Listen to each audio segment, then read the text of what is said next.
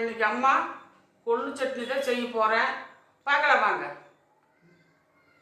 அதுக்கு என்னென்ன தேவை தேவைன்னு பார்க்கலாமா? தேவை கொள்ளு அரை டம்ளர் எடுத்துக்கிட்டேன். அரை டம்ளர் கொள்ளு. ஓகே, ஒரு 100. அது வரும் எவ்வளவு சட்னி. ஓகே, அடுத்தது அப்புறம் பூண்டு ஒரு கட்டைக்கு மேலேயே எடுத்து வச்சுருக்கேன். மல்லி கொஞ்சம், ஒரு 1.5 ஸ்பூன் 2 ஸ்பூன் இருக்கும். கொஞ்சம் சீரகம், அப்புறம் வரமிளகாய் 4, புளி கொஞ்சம், கருவேப்பில்லை. இவ்வளவுதான் இதுக்கு போட வேண்டியது. இப்போ இது எப்படி செய்யறதுன்னு பார்க்கலாமா? பார்க்கலாம். கொள்ளை புடச்சி எடுத்துக்கணும்.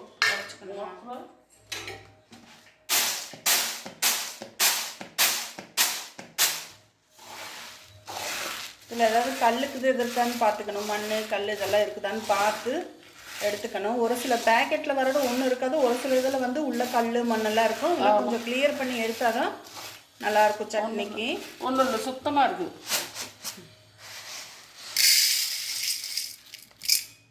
இப்போ அம்மா அடுப்பு பற்ற வச்சுக்கிறாங்க. பற்ற வச்சுட்டு எண்ணெயெல்லாம் ஊற்றக்கூடாது. எண்ணெயில் ஊற்றாமல் வரக்கொள்ள அப்படியே வந்து வறுத்து எடுக்கணும். ஃபஸ்ட்டு கொள்ளு நல்லா பொன்னிறமாக ஆகிற வரைக்கும் வறுத்து எடுக்க போகிறோம்.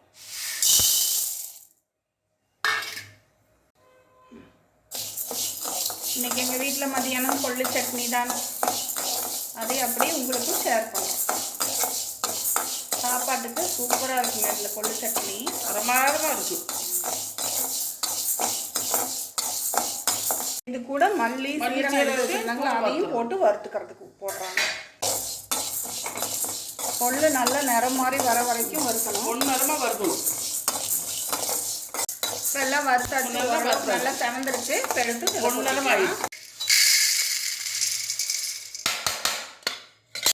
நல்லா செவக்க வறுத்தாச்சு. இது கொஞ்ச நேரம் ஆறட்டும். ஆறுனதுக்கு பின்னாடி சட்னி அரைச்சிக்கலாம். பூண்டெல்லாம் சட்னி அரைக்க ரெடி ஆகிட்டிங்களா?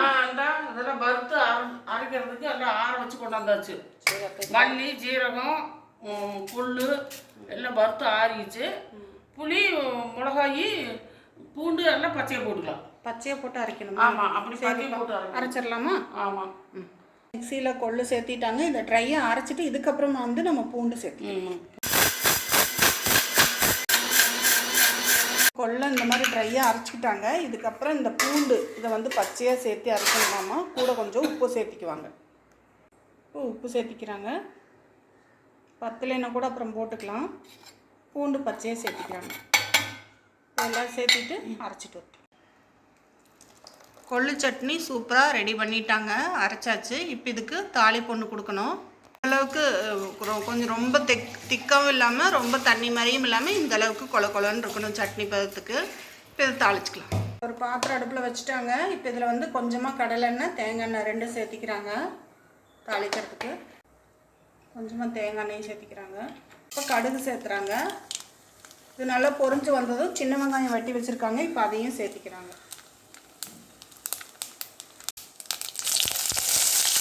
சின்ன வெங்காயத்தை சேர்த்து நல்லா பொன்னிறமாகிற வரைக்கும் வதக்கணும். வெங்காயம் பொன்னிறமாக வதங்கிருச்சு. இப்போ இதை எடுத்து நம்ம கொள்ளு பருப்போடு சேர்த்துக்கலாம். சட்னி அவ்வளோதாங்க. கொள்ளு பருப்பு ரெடி ஆகிடுச்சு. தாளிச்சாச்சு. அம்மா கொள்ளு சட்னி அரைச்சி முதல்ல அரைச்சி தாளிச்சாச்சு. அந்த காலத்தில் நாங்கள்லாம் தாளிக்க மாட்டோம். ஆனால் இந்த காலத்தில் தாளிச்சு தின்னா இன்னும் டேஸ்ட்டாக இருக்கும். அந்த காலத்தில் அப்படி வேறு சோத்துக்குலாம் அப்படி இது பிரமாதமாக இருக்கும். முன்னெல்லாம் அம்மா தாளிக்க மாட்டாங்க. எனக்கு தேங்காய் எண்ணெய் மட்டும் ஊற்றி அரைக்குவேன், சாப்பிட சொல்லுவாங்க. அவ்வளோதான். இது உடம்புக்கு நல்லது. வாரத்தில் ஒரு நாள் தான் செய்யணும் சாமி. அப்புறம் வறுத்து வேவிச்சு ஆட்டுறதை விட வறுத்து ஆட்டினா சுவையாக இருக்கும், டேஸ்ட்டாக இருக்கும். எனக்கு ரொம்ப பிடிக்கும். வறுத்து ஆட்டினா கூட கொஞ்சம் மொததான் இருக்கும், மொத்தம் இருக்கும், பசிக்காது. இது நல்லா இருக்கும். சட்டக்குன்னு சாப்பாட்டுக்கு எப்படி சாப்பாட்டுக்கு சூப்பராக இருக்கும். கொஞ்சம் சுட சுட சோறு போட்டு வச்சுருக்கு. கொஞ்சமாக போடுங்க, சாப்பிட்டு பார்த்துடலாம்.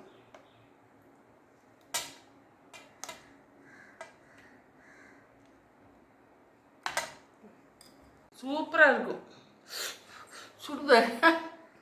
சூடாக இருக்குது. மழை வேறு அடிக்கடி வெய்தா, அதுக்கு ரொம்ப சில்னஸாக தான் இருக்குது இங்கே.